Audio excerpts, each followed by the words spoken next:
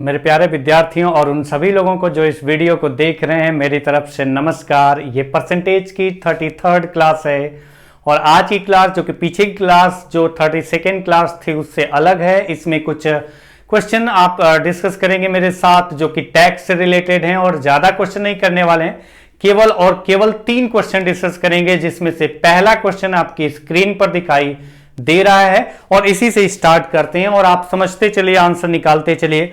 जैसे पहला क्वेश्चन क्या है, Harimohan goes to a shop to buy an FM radio costing rupees 1404 including sales tax at 8%. He asked the shopkeeper to reduce the price of radio so that he can save the amount equal to the sales tax. The reduction of the price of the radio is.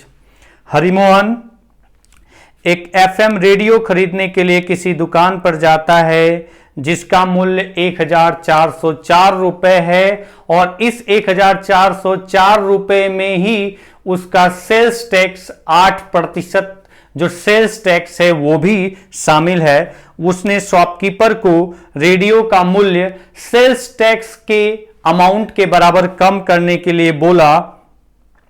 तो बताइए कि उसने कितना रुपया radio का मूल्य कम करने के लिए बोला। अब एकदम line to line, point to point नहीं हिंदी बता रहा हूं, बट समझ में आ गया होगा आपको। क्वेश्चन यह है कि हरिमोहन एक दुकान पर गया एक रेडियो खरीदने जिसका मूल्य 1404 रुपए है, जिसमें सेल्स टैक्स 8% भी शामिल है। मतलब 1404 रुपए में सेल्स टैक्स जो 8% लगेगा वो उसमें शामिल है, अलग से नहीं देना है। तो अब उसने क्या किया, वही बात फिर से मैं रिपीट कर रहा हूं, तो मैं यही कह रहा हूं कि उसने कहा कि जितना सेल्स टैक्स है उतना रुपया उसने कम करने के लिए बोला है। तो बताना यह है कि उसने कितना रुपया कम करने के लिए बोला है इस दी गई इंफॉर्मेशन के अकॉर्डिंग। तो चलिए क्वेश्चन पे जाते हैं, क्वेश्चन पे आते हैं जाते हैं जो भी बोले। तो हरिमोहन ने दुकान पे गया, दुकान पे जाकर के उसने कहा शॉपकीपर से कि उसे रेडियो दो, और रेडियो शॉपकीपर ने बताया कि रेडियो का मूल्य कितना है 1404 रुपए और सेल्स टैक्स कितना लग रहा है 8%। 8% सेल्स टैक्स का मतलब 2/25, 2/25 आपका सेल्स टैक्स है। अच्छा, अगर परसेंटेज के अकॉर्डिंग देखें, फ्रैक्शन के अकॉर्डिंग देखें तो 2/25 है, वैसे तो 8% है ही सेल्स टैक्स। अच्छा, अगर थोड़ा सा ध्यान दो आप इस क्वेश्चन में, तो 1404 जो आपका है इसमें रेडियो का प्राइस है, प्राइस किसका, रेडियो का प्राइस है और प्लस टैक्स भी है, दोनों पार्ट इंक्लूड है। रेडियो का प्राइस भी है और टैक्स भी है। तो मतलब मैं अगर यहां पे कहता हूं कि अगर उसने 1404 रुपए का, उसे पता चला, जो शॉपकीपर था उसने कहा कि 1404 रुपए का रेडियो पड़ेगा, तो उस 1404 रुपए में केवल रेडियो का मूल्य नहीं है, वो अलग से उसके बाद सेल्स टैक्स नहीं लेगा, वो उसमें जो 1404 रुपए बता रहा है उसमें टैक्स इंक्लूड करके बता रहा है। यानी कि हम कह सकते हैं कि जो टैक्स लगा है वो 8% टैक्स वो 1404 रुपए पर नहीं लगा है, क्योंकि टैक्स जब कैलकुलेट हुआ होगा तो टैक्स जोड़ने से पहले जो अमाउंट का रहा होगा रेडियो, उस अमाउंट पर कैलकुलेट हुआ होगा। तो आप कहेंगे कि रेडियो का प्राइस कितना रहा होगा, तो जो रेडियो का प्राइस था कुछ तो रहा होगा, रेडियो का प्राइस कुछ रहा होगा, फिर उस पर उसने कितना टैक्स पे किया है, सेल्स टैक्स, वो सेल्स टैक्स मिला करके रेडियो का प्राइस प्लस सेल्स टैक्स मिला करके टोटल जो रेडियो का मूल्य पड़ा है 1404, क्योंकि आपको बोला गया है कि 1404 जो रुपया है उसमें जो 8% सेल्स टैक्स है वो भी इंक्लूड है। अच्छा, अगर 8% को लिखना चाहें फ्रैक्शन में तो क्या लिखेंगे, 8/100 4 से डिवाइड करके चेक करेंगे, आपका रिजल्ट आएगा 2/25। मतलब उसे सेल्स टैक्स कितना देना पड़ा, तो जो भी रेडियो होगा, रेडियो का मूल्य होगा, उस पर टैक्स कैलकुलेट होगा, 8% जितना आएगा वो जोड़ा जाएगा। तो अगर मैं कहता हूं यहां पर 2/25 फ्रैक्शन के अकॉर्डिंग 2/25 उसे सेल्स टैक्स पे करना पड़ा है, यानी रेडियो का मूल्य कितना रहा होगा 25 और 25 रहा होगा रेडियो का मूल्य, उसमें 2 रुपए के बराबर रेशियो के अकॉर्डिंग 2 यूनिट के बराबर टैक्स, सेल्स टैक्स पे करना पड़ा होगा। मतलब 2/25 अगर उसने सेल्स टैक्स पे किया होगा तो जो भी रेडियो का मूल्य होगा उसे 25 पार्ट में डिवाइड करें तो उसके 2 पार्ट के बराबर उसने क्या किया है, सेल्स टैक्स पे किया है। यानी रेशियो के अकॉर्डिंग देखें, ये रेशियो है, एक्चुअल वैल्यू नहीं है। रेशियो के अकॉर्डिंग देखें तो सेल्स टैक्स इंक्लूड करके रेशियो के अकॉर्डिंग कुल कितना पे करना पड़ा होगा, 27 यूनिट। जो रेशियो के अकॉर्डिंग 27 यूनिट पे करना पड़ा होगा सेल्स टैक्स इंक्लूड करके। लेकिन क्वेश्चन के अकॉर्डिंग दिया गया है कितना, तो क्वेश्चन के अकॉर्डिंग दिया गया 1404 रुपए। यानी हमारे रेशियो के अकॉर्डिंग टोटल उसने सेल्स टैक्स इंक्लूड करके 27 यूनिट पे किया, लेकिन एक्चुअल में उसने 1404 पे किया सेल्स टैक्स इंक्लूड करके। मतलब यहां पर लिखा जा सकता है कि 27 रेशियो की वैल्यू 1404 है, तो 1 रेशियो की वैल्यू आ जाएगी 1404 डिवाइडेड बाई 27।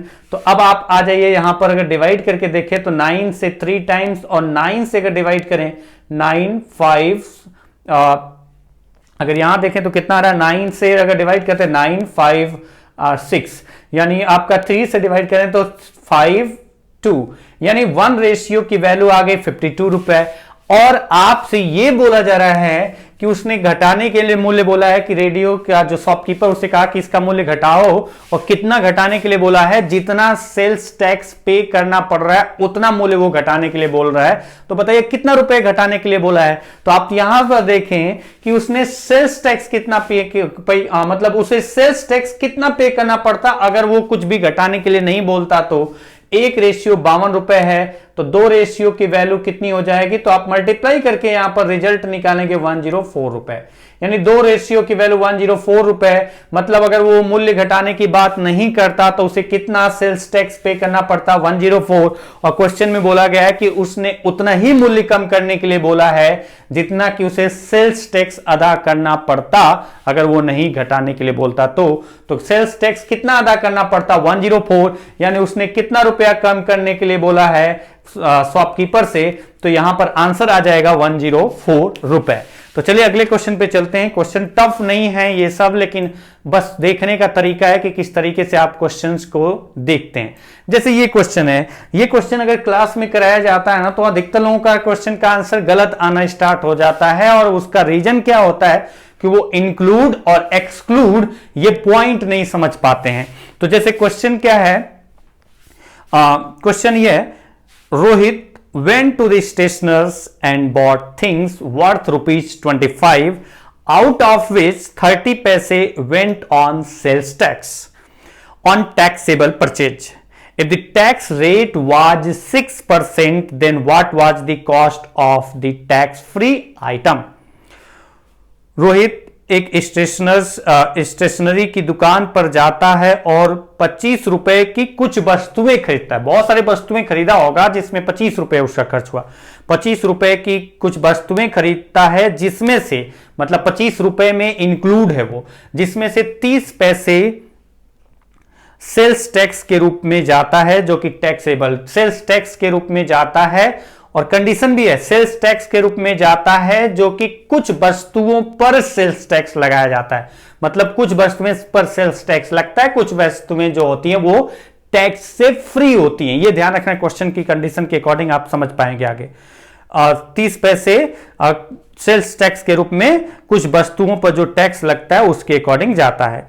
अगर टैक्स का दर कर का दर 6% है, तो बताइए जो टैक्स फ्री पार्ट है, टैक्स फ्री आइटम है, वो कितने रुपए का है, कितने रुपए का सामान जो होगा वो टैक्स फ्री होगा। ये क्वेश्चन के अकॉर्डिंग है। अगर कुछ कंफ्यूजन हो तो मैं इस तरीके से कहता हूं कि मैंने कहा कि कुछ वस्तुएं खरीदी गई, मैंने कहा कि कुछ वस्तुएं 200 रुपए का खरीदी गई और इसमें से 150 रुपए की कुछ वस्तुएं 50 रुपए की। मैंने कहा कि जो 150 रुपए की कुछ वस्तुएं उस पर कोई टैक्स नहीं लगता और जो 50 रुपए की वस्तुएं उस पर 10% टैक्स लगता है।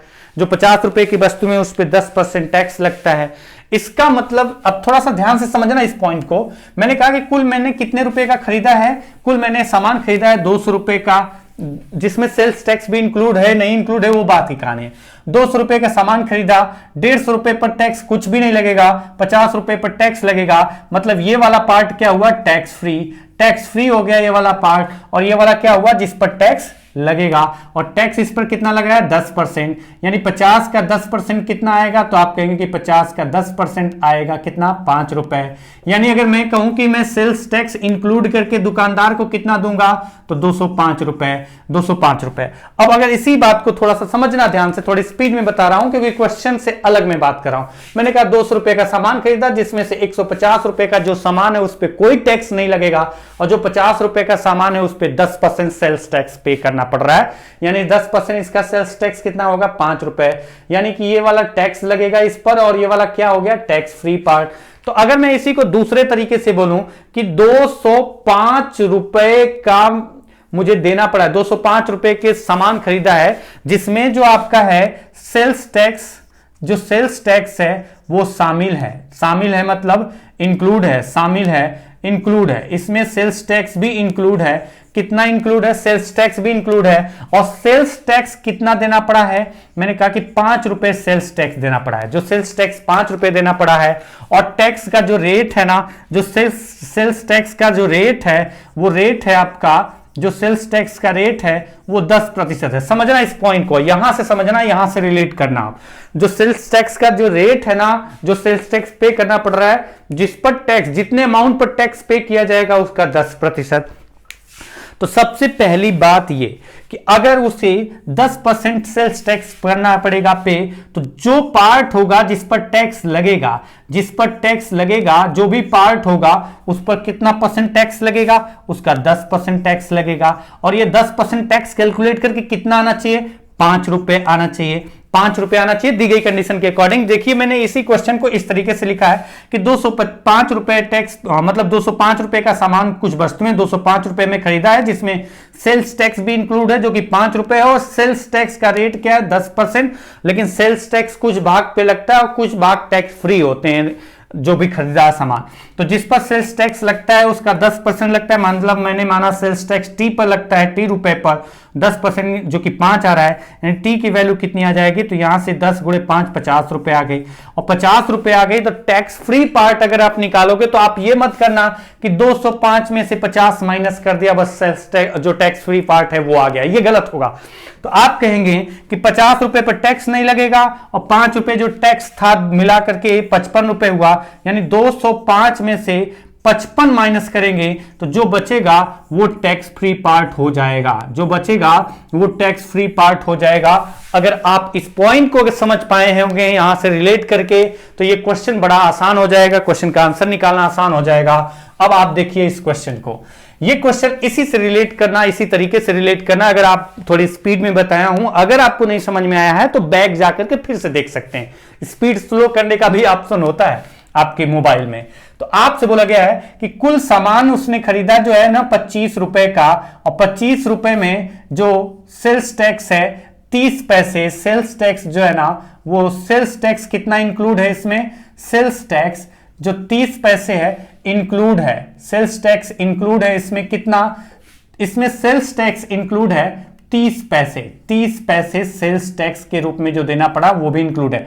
यानी सामान 25 रुपए में जो दुकानदार को 25 रुपए दिया है उसमें जो 30 पैसे सेल्स टैक्स था वो भी इंक्लूड करके दिया है। यानी जो सामान का मूल्य हुआ होगा टोटल कितना हुआ होगा, 25 माइनस 30 पैसे को पैसे रुपए में कन्वर्ट करें तो 0.30 रुपए, यानी आपको पता है कि सामान का मूल्य जो हुआ होगा 24 रुपए 70 पैसे हुआ होगा। सामान्य का मूल्य जो हुआ होगा 24 रुपए 70 पैसे हुआ होगा, क्योंकि 30 पैसे सेल्स टैक्स है तो सेल्स टैक्स हटा दो, बचा जो वो पार्ट है जो कि टोटल उतने रुपए का सामान था, बाद में उस पर सेल्स टैक्स जो 30 पैसे था इंक्लूड करके कुल 25 रुपए देना पड़ा है शॉपकीपर को, स्टेशनर्स को। तो अब आप देखिए कि सेल्स टैक्स जिस अमाउंट पर लगेगा, अब इसमें से 30 पैसे हटा दिया, जो बचा उसमें से कुछ पार्ट जो होगा वो टैक्स फ्री होगा, कुछ पार्ट जो होगा टैक्स फ्री होगा, और कुछ पार्ट पे आपका टैक्स लगेगा। तो जो टैक्स लगेगा जिस पार्ट पे, मैंने कहा कि जिस पर टैक्स लगेगा वो के रुपए था, के रुपए पर टैक्स लगा, और टैक्स जितने रुपए पे लगेगा इसमें से कुछ पार्ट टैक्स फ्री होगा और कुछ पार्ट पे टैक्स लगेगा। अच्छा, सिंपल लॉजिक अगर मैं इसको इस तरह से ना लिखूं तो मैंने कहा कि इसमें से टैक्स फ्री पार्ट जो होगा वो बाद में देखेंगे, जिस अमाउंट पर टैक्स लगेगा टैक्स जिस पर लगेगा मैंने कहा के है, तो टैक्स फ्री पार्ट कितना होगा, तो टैक्स फ्री पार्ट इसमें होगा 24.70 माइनस के, ये टैक्स फ्री पार्ट हो जाएगा। तो टैक्स कितने अमाउंट पर टैक्स लगा है, अगर ये बात पता चल जाती है तो टैक्स फ्री पार्ट कितना था वो आपका आंसर हो जाएगा। तो देखिए जो टैक्स जिस पर लगा है, जिस पर टैक्स लगा है उस पर कितना परसेंट टैक्स लगा है, तो दी गई क्वेश्चन के अकॉर्डिंग, जो वैल्यू के अकॉर्डिंग, क्वेश्चन में दी गई वैल्यू के अकॉर्डिंग 6% लगा है टैक्स, यानी जो अमाउंट पर टैक्स लग रहा है उसका 6% लग रहा है। और ये कितना आना चाहिए, क्वेश्चन में दिया गया है कि वो 30% सेल्स टैक्स आ रहा है, यानी जो भी अमाउंट है उसका 6% निकालें तो 30 पैसे आएगा।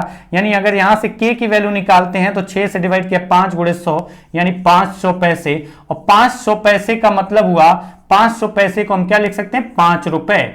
5 रुपए पर टैक्स लगा है, 5 रुपए पर टैक्स लगा है, तो टैक्स फ्री पार्ट कितना हुआ, अगर 5 रुपए पर टैक्स लगा तो टैक्स फ्री पार्ट क्या हुआ, तो हम कह पाएंगे के बराबर 5 आ गया, तो टैक्स फ्री पार्ट हुआ 24.70 माइनस 5 इजिकल टू 19.70 रुपए। तो टैक्स फ्री पार्ट कितना हुआ, तो आप कह पाएंगे 19.70 रुपए है। अब अगले क्वेश्चन पे चलते हैं, 3 ही क्वेश्चन करने वाले हैं आज की क्लास में। अगला क्वेश्चन आपका देखते हैं स्क्रीन पर जो दिख रहा है। अच्छा, कुछ ऐसे क्वेश्चन अगर देख करके डरते हैं तो डरने की जरूरत नहीं है, बस थोड़ा सा ध्यान से क्वेश्चन को पढ़ने की जरूरत है, फिर आंसर क्या आएगा वो आपका दिख जाएगा थोड़ी देर में ही।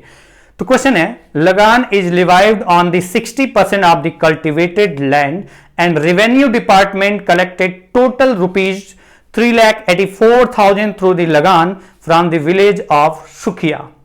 Sukhiya, a very rich farmer, paid only rupees 480 as Lagan. The percentage of total land of Sukhiya over the total taxable land of village is.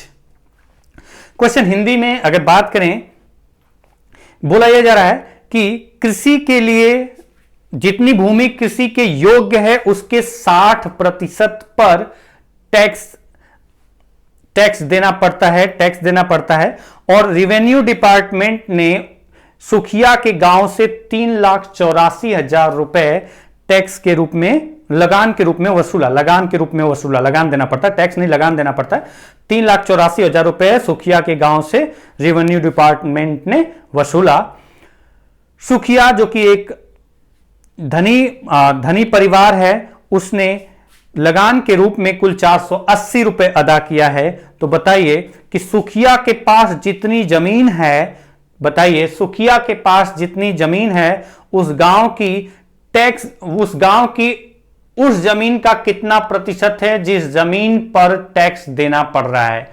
बोला गया सुखिया के पास कुल जमीन जितना है, मतलब जिस पर टैक्स देना पड़ा और जिस पर टैक्स नहीं देना पड़ा, दोनों मिला के, कि सुखिया के पास कुल कृषि योग्य जो जमीन है वो उस गांव की जो कुल जमीन पर जिस पर टैक्स देना पड़ता है, उस गांव की कुल जमीन का जिस पर टैक्स देना पड़ता है उसका कितना प्रतिशत है। तो गांव की कुल जमीन का नहीं, गांव की उस जमीन का जिस पर टैक्स देना पड़ा है उसका कितना परसेंट के बराबर सुखिया की टोटल जमीन है, यानी कि जिस पर टैक्स दिया है सुखिया ने और जिस पर नहीं टैक्स दिया, वो दोनों मिला करके।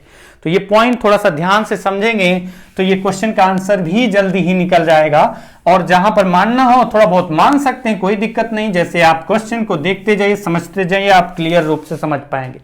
तो बोला ये गया है सुखिया की जो जमीन है, सुखिया की जो जमीन है वो जमीन जिस पर उसे लगान देना पड़ा है, जो जमीन लगान देना पड़ा है, और जिस पर लगान नहीं देना पड़ रहा है, जिस पर लगान देना पड़ रहा है, जिस पर नहीं लगान देना पड़ रहा है, वो कितना परसेंट है, यानी इंटू 100 किसका। तो वो बोला गया कि जिस पर लगान देना पड़ा है उस गांव की वो जमीन जिस पर लगान देना पड़ा है, उस गांव की वो जमीन जिस पर लगान देना पड़ा है उसका कितना प्रतिशत है सुखिया की टोटल जमीन, मतलब लगान जिस पर उसने दिया है अपनी जमीन का और जिस पार्ट पे उसने लगान नहीं दिया, यानी कुल सुखिया की जो जमीन है उस गांव की उस जमीन का जिस पर लगान देना पड़ा है उसका कितना प्रतिशत है। ये क्वेश्चन आपको पूछा गया है। तो ये मैंने इसलिए लिखा ताकि एकदम क्लियर आपके दिमाग में बैठ जाए कोई क्वेश्चन में पूछा क्या गया है। तो आइए क्वेश्चन पे आते हैं कि अगर सुखिया के पास टोटल जमीन की बात करेंगे तो अब जिस पर लगान देना पड़ा है उसे कितना रुपए लगान देना पड़ा है, 480 रुपए। तो 480 रुपए जो देना पड़ा है, तो मैं कहता हूं 1 रुपया में, मतलब मैं कहता हूं कि 1 हेक्टेयर के लिए एक सिंपल एग्जांपल मान के चल रहा हूं कि मैंने कहा कि 1 हेक्टेयर 1 रुपया 1 हेक्टेयर के लिए देना पड़ता है, 1 रुपया 1 हेक्टेयर के लिए देना पड़ता है। तो 480 रुपया देने का मतलब है कि 480 हेक्टेयर जमीन हो गई। 480 रुपए देने का मतलब है, रुपए को हेक्टेयर से रिलेट कर लेंगे ताकि रुपए के चक्कर में कंफ्यूज ना हो जाए आप, इसलिए मैंने कहा कि मैंने माना कि 1 रुपया 1 हेक्टेयर के लिए 1 रुपया देना पड़ रहा है। अगर 1 हेक्टेयर के लिए 1 रुपया देना पड़ रहा है तो 480 रुपए अगर उसने दिया है तो 480 हेक्टेयर उसके पास जमीन थी जिस पर उसने टैक्स दिया है। और आपको पता है कि किसी के पास जितना भी कृषि योग्य जमीन होगी, किसी के भी पास जितना कृषि योग्य जमीन होगी उसका 60% के बराबर ही, उसके 60% जमीन पर ही उसे टैक्स देना पड़ रहा है। तो अगर उसने 480 रुपए दिया, अगर इसके अकॉर्डिंग देखें तो 480 हेक्टेयर पर उसने टैक्स दिया है, और जो 480 हेक्टेयर उसका जमीन है, 480 रुपए दिया है, वो टोटल जमीन का 60% है। यानी टोटल जमीन 100% कितना आएगा, तो 100% बराबर, पहले 1% के लिए 480 को डिवाइड करेंगे 60 से, तो आपका 1% आएगा, इंटू 100 कर देंगे तो 100% आ जाएगा। 0 6 से 8 यानी कितना हुआ, 800 हेक्टेयर। एक सिंपल लॉजिक, मैंने रुपए को हेक्टेयर के अकॉर्डिंग कन्वर्ट कर दिया ताकि आपको दिक्कत ना हो। मैंने कहा कि मान लो कि 1 हेक्टेयर के लिए 1 रुपए देना पड़ता है, तो अगर उसने 480 रुपए दिया है, अगर उसने 480 रुपए दिया है मतलब 480 हेक्टेयर पर उसने लगान दिया है, तो 480 हेक्टेयर पर लगान दिया। और आपको यह भी पता है कि जितनी भी कृषि योग्य किसी के पास जमीन है उसके 60% के बराबर जमीन पर ही उसे टैक्स देना पड़ रहा है। यानी 480 हेक्टेयर 60, उसके पास जितनी जमीन है उसका 60% ही 480 हेक्टेयर है, यानी उसके पास कुल कितनी जमीन है, तो आप कह पाएंगे 800 हेक्टेयर। यानी लगान देना पड़ा और जो लगान नहीं देना पड़ा सब मिला करके उसके पास टोटल कितनी जमीन है, तो आप कहेंगे 800 हेक्टेयर। और उस गांव में वो जमीन जिस पर उसे टैक्स देना पड़ रहा है वो कितनी जमीन है, उसका जिस पर लगान, उस गांव में जिस पर लगान देना पड़ा है वो कितनी है, तो आप ये कह पाएंगे 3,84,000 रुपए अगर उसने टैक्स दिया है। और 1 रुपए 1 हेक्टेयर के लिए, तो यानी कितनी जमीन पर उसने टैक्स, उस गांव में कितनी जमीन पर टैक्स वसूला गया है रेवेन्यू डिपार्टमेंट के द्वारा, तो आप कह पाएंगे कि 3,84,000 हेक्टेयर पर टैक्स वसूला गया है। यानी उस गांव की वो जमीन जिस पर टैक्स वसूला जा रहा है वो 3,84,000 हेक्टेयर होगी अगर 1 रुपया 1 हेक्टेयर के लिए लिया जाता है तो। और इसी के अकॉर्डिंग सुखिया के पास जमीन कितनी होगी, अगर 1 रुपया 1 हेक्टेयर के वसूला जाता है, उसने 480 रुपए दिया, तो सुखिया के पास जमीन कितनी होगी, 800 हेक्टेयर। तो बताइए कि जो सुखिया के पास टोटल जमीन है, ये दोनों मिला करके टोटल जमीन है 800 हेक्टेयर, वो कितना प्रतिशत है, कितना प्रतिशत है किसका, जो जमीन उस गांव की है जिस पर लगान वसूला जा रहा है रेवेन्यू डिपार्टमेंट के द्वारा, यानी 3,84,000 का, 3,84,000। यानी अगर 3,84,000 हेक्टेयर हो गया, 800 हेक्टेयर हो गया, तो ये कैंसिल हो गया 2 जीरो, हेक्टेयर हेक्टेयर कैंसिल हो जाएगा, उसका टेंशन नहीं लेना है, परसेंटेज की वैल्यू निकालें तो कोई दिक्कत नहीं होगी। तो अब आप आ जाइए, आगे बढ़ते हैं। यहां पर 80 बटे ये आ गया 80 डिवाइडेड बाई 384। तो अगर हम डिवाइड करते हैं, ये तो आपका डिवाइड हो रहा है, किससे हो रहा है, 16 से 16 से 5 टाइम्स, इधर तो कैंसिल हो गया, 16 से 5 टाइम, और 16 से 2 टाइम तो 32 बचा, 16 8 जा 64, अगर मैं सही हूं तो ये 28 आ गया। एक बार मैं चेक कर लेता हूं, 16 से 16 2 जा 32, 16 8 जा 64, ठीक है, 5/28। यानी इतना परसेंट जो होगा सुखिया, जो कंसेशन के अकॉर्डिंग बोला गया है कि the percentage of total land of Sukhiya over the taxable land of the village. तो सुखिया के पास जो जमीन थी टोटल, वो उस गांव की वो जमीन जिस पर लगान देना पड़ रहा है उसका कितना परसेंट है, तो 5/28%। और अगर इसको पॉइंट में डिवाइड करके कन्वर्ट करना चाहते हैं तो ये डिवाइड भी हो जाएगा। कुछ कैलकुलेशन गलत हो रही है क्या मेरी, अगर हम देखें इसमें तो कुछ गलत हो रहा है कैलकुलेशन, देखते हैं। 800 3,84,000, ठीक है। तो अगर मैं इसको डिवाइड करता हूं थोड़ी छोटी वैल्यू से, 3,84,000 ही है ना, ठीक है, 5 से डिवाइड करते हैं, 6 से डिवाइड करते हैं, 8 से डिवाइड करते हैं, जो भी 8 से 10 बार गया, और 8 से अगर इसको डिवाइड करें तो 8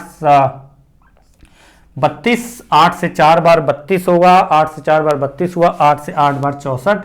यानी अगर हम यहां से देखें तो गलत कर रहा था क्या मैं, वहां क्या गलत कर रहा था मैं देखूं तो, डिवाइड करते हैं 16 से, 16 2 जा 32, 16 2 जा 32 बचा 6, 16 4 जा ओके, वो 28 लिख रहा था, वो गलत था, 28 नहीं था 24 था, तो ये आ रहा है 10 जो भी आ रहा था, तो आपका आ रहा था 16 5/24, यानी 5/24, 5/24% आपका आंसर आएगा। लेकिन अगर इसको कन्वर्ट करना चाहें पॉइंट में डिवाइड करके तो 24 से डिवाइड करते नहीं होता है, तो पॉइंट बढ़ाया, 0 लगाया, अब 24 से 2 टाइम किया, 48 बचा 2, तो 0 टाइम 2 बचा, 0 टाइम 200 हो गया, 8 टाइम गया, अप्रोक्सीमेट 200.208%, ये अप्रोक्सीमेट वैल्यू आ जाएगी।